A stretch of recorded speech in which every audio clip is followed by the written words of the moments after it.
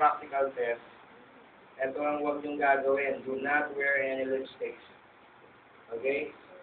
Usually, it happens, kaya nagaganyan yung kulay nito sa mga babae, na nag-CCTR na naka-lipstick pa. Okay? Narinig ba? So, huwag kayong maglalagay ng lipstick.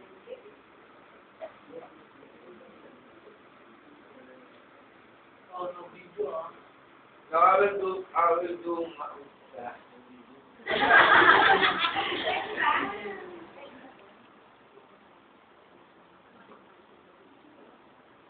papakita yung muna ko eh.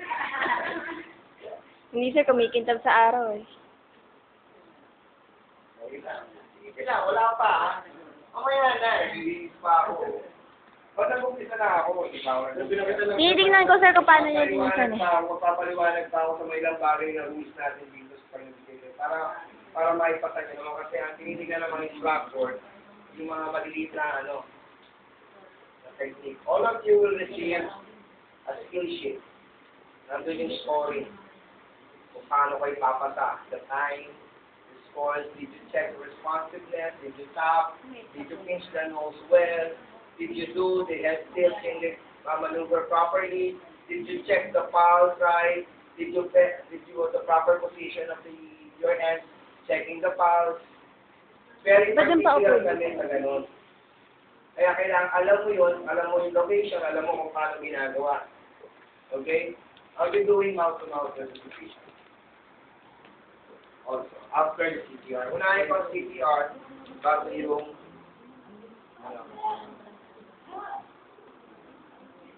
ganyan na siguro. Okay.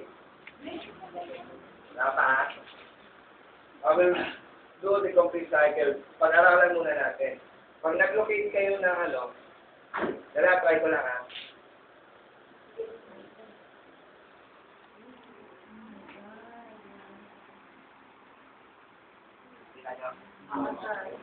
Okay, now, the proper location of the hands, using the two heels of both hands. So, paglagay nyo dyan, lock. Okay? Yan ang squat ko. Ito yung first of all. Once you do it, make sure you are above the chin. Nakaganyan ka. Then yung face, yung ulo mo, pwedeng nakaganyan, pwedeng nakatingin ka ron. Kasi you're looking the face, baka mamaya magkaroon ng facial expression, buhay yung victim. Okay? Or the victim cup, buhay yung victim. Okay? So, maglalagay ka dyan, center, yung heel mo, yun ang nakalagay sa center. Hindi yung, ito nakaganyan, yung kamay mo, buong kamay ang nasa center. Ito yung nakukompress. So, mamamali ka. Sasabihin ng examiner, wrong position of the hand. Okay? Hindi niya sasabihin. Kasi nagtetest ka sa kanya, hindi siya magsasalita, hindi ka niya i-correct. Ibig sabihin, lumapit ka sa kanya, alam mo. Ngayon, i-graded ka lang niya. Either yung pass ka niya or i-fail ka. Ganun lang yun. Pag pinaulit kayo na pinaulit ang summer, that means binibigyan kayo ng chance na pumasa. So, make it right. Do it right. Okay? So, center of the chest, nakalagay yan. Nakalock lang ganyan. Okay? Two heels of the hand. Ang ginagamit mo is compressing downward. Kung mapapansin nyo to, yung ibang dummy, tumutunog. Merong indicator. Ito wala. Ganyan kalalim yan. Ha? Yung count, mamaya. Pinapakita ko muna ang compression. Yan ang compression. Yan ang proper body position. Okay? Naiintindihan? Yes, sir. Now, we have the do's and don'ts in CPR. Doing the ECC. Ano yung mga don'ts in ECC? Nasa report nyo. Okay, don't be a jerker when you're doing CPR. Paano ba yung jerker? Paano yung jerker? Okay, yung jerker na sinasabi, 1 and 2 and 3 and 4, 1, 2, 5. Ano? Okay. Jerk. Jerk ka. Ano pa? Bender. Nagbibigyan ng CPR 1 and 2 and 3 and 4 and 5. Sabi, uy, mabuhay ka! Ayan ang bender. Ano pa? Bouncer. Nagbibigay ka ng 1, 2, 3, 4, 5, 6, Tinataas mo yung kamay mo, nagbabounce ka ng gano'n. Ano pa? O rocker, nagra-rocker ka. 1 million! Ako rocker! Yun! Huwag kang gano'n. Ano pa?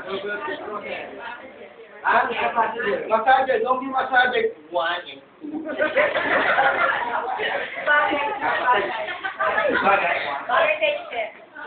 Isa pa nga, isa pa nga. Tama na.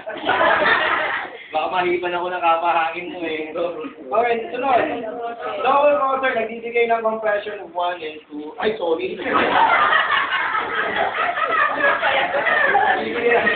Sorry.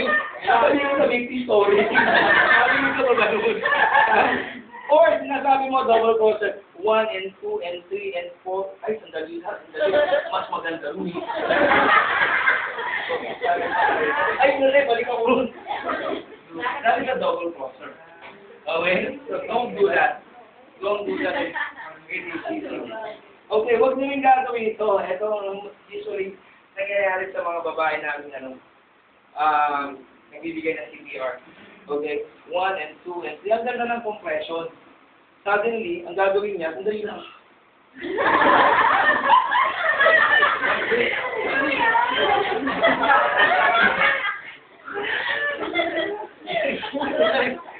Meron pang ganun eh.